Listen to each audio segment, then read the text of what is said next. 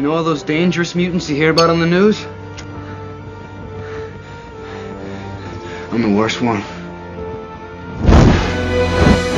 Fire's a cool superpower, but give that to a hot-headed teenager with personal issues and then you get Pyro, everyone's favourite Flash Thompson in the X-Men. Now here's another underrated character in the movie series that I felt like didn't get enough screen time. Burning things and showing off aren't much of a spectacle when it comes to superhero shows, but watch the moments I've listed below and you'll see Pyro has a unique way of gripping your attention to the screen. Recently I brought out the 10 best moments of Iceman, so I think now's the time to shine the spotlight on his rival. So let's start burning things now, shall we?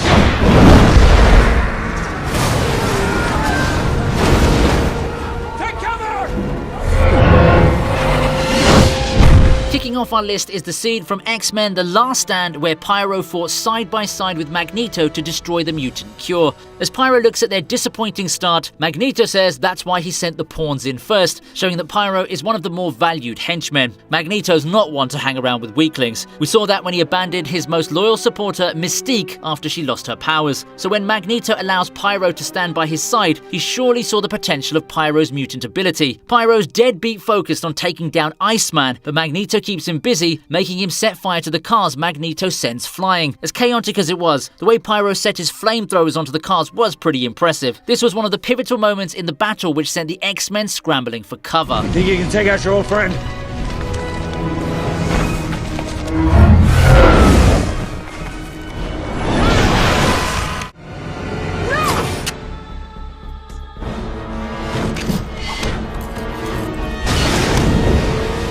Not only did Pyro fight side by side with Magneto, but he also comes to Magneto's rescue. The rescue attempt even included Mystique, but Pyro was a little too late to help her. A rescue mission's always risky business, but Magneto had just broken out Mystique, along with Multiple Man and Juggernaut with almost no effort. He wasn't necessarily alert, thinking that the guards were all dead. Not all of them. We watch in horror as Mystique loyally shields Magneto from harm, and Pyro soon steps in. As Mystique falls to the ground as a normal human, several traits are revealed. Magneto only cares for his supporters as long as they can serve him some purpose. And Pyro, despite his general snobbish attitude, is quick to defend Magneto. He's seemingly taken aback by Magneto's coldness, but he soon falls in line.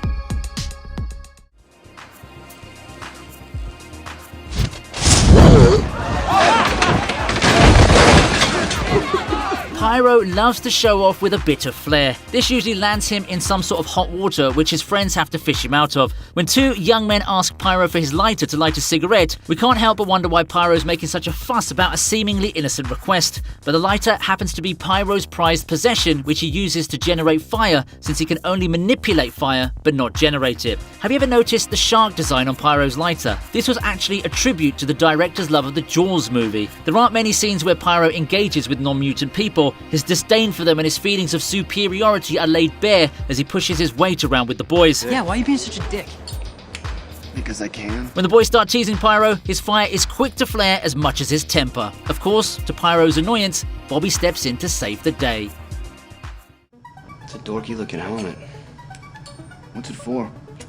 This dorky-looking helmet is the only thing that's going to protect me from the real bad guys. Not many folks, mutant or human, walk away unscathed after meeting Magneto, Pyro being an exception. Aboard the X-Jet, Magneto takes a liking to Pyro as he sits alone playing with his lighter. Pyro's naive questions would have generally ticked Magneto off, but Magneto apparently sensed something sinister in Pyro that works well with his psychotic plans. Just like he'd worked Mystique out of her insecurities and charmed her into his cause, Magneto speaks to Pyro's ego, placing him as a god amongst insects. You are a god among insects.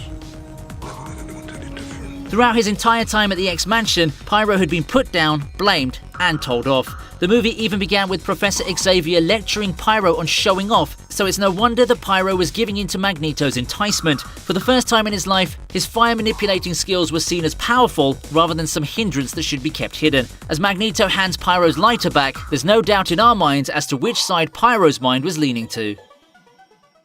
Physical human contact, probably for the rest of her life. And yet here she is, with others her own age, learning, being accepted. Wanting to impress the pretty new girl in school isn't strictly a mutant thing. Pyro probably wouldn't be too happy with us including this scene in our list since his effort to get the girl is majorly spoiled by his buddy Iceman. But we brought it in because this is where the X-Men universe introduces John Allerdyce, aka Pyro. The pretty new girl in question is none other than the life force absorbing Rogue. A somewhat confused Rogue comes into Xavier's school with Logan, and she's going to need all the comfort after the shock of putting her boyfriend into a coma for 3 weeks after kissing him. Sitting with his back to the new girl doesn't stop Pyro trying to impress her. He puts his hand behind and makes an impressive fireball. In an extended scene, he watches Bobby talking to Rogue, hinting that maybe he was genuinely interested in her. In addition to an introduction, we also see Pyro's playful and boyish side, something we rarely see in the movies to come. John. Sorry.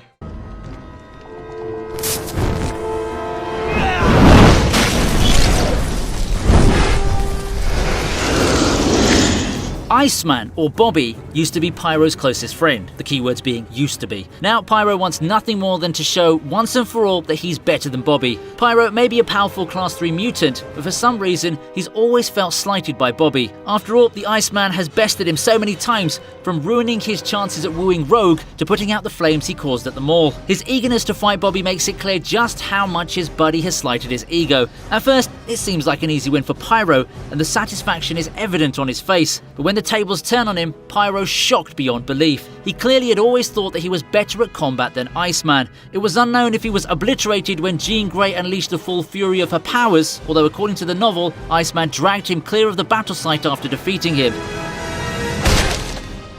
You never should have left.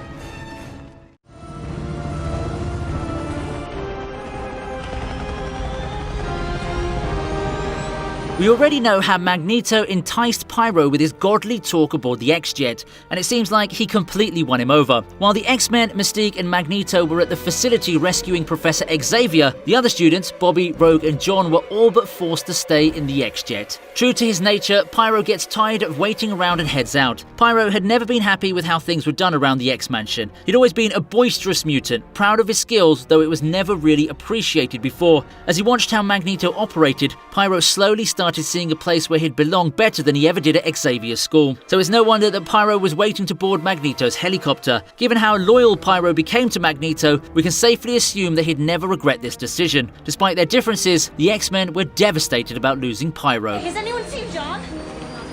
Pyro? Where the hell is he? He's with Magneto. You talk pretty tough for a guy in a cape. Back off.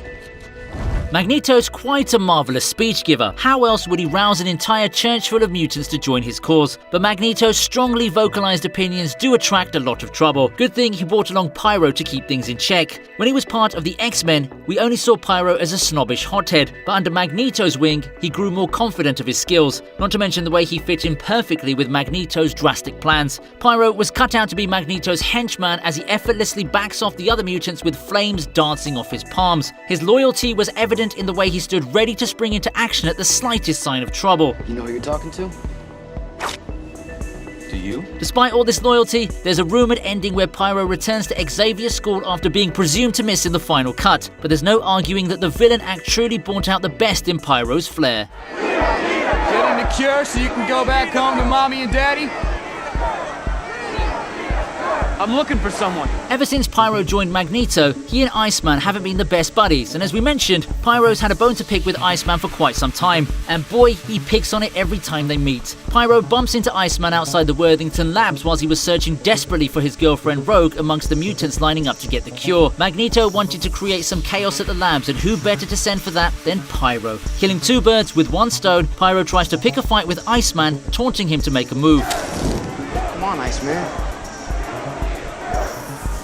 Make a move. Bobby, being the chill guy he is of course, shrugs Pyro off. But of course, that doesn't sway Pyro from his frenzied plans. Once Pyro sets on a flaming path, nothing can shrug him off. He takes one look at the labs and sends it into explosive flames. Obviously, Magneto sent the right man to give out his barbaric messages.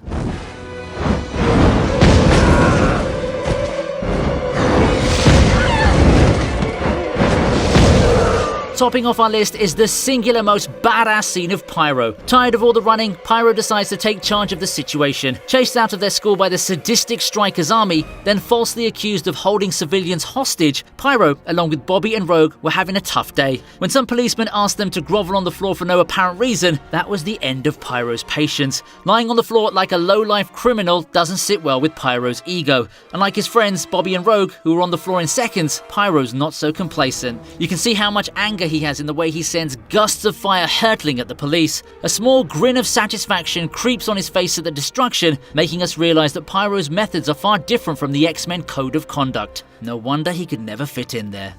So, did the heat in the room go up a few notches whilst watching this video? That said, I hope you enjoyed this video, and if you did, don't forget to like the video as well as hit the subscribe button to see more content like this. That's it for today, movie fans, and I'll be seeing you next time on the TV Regent.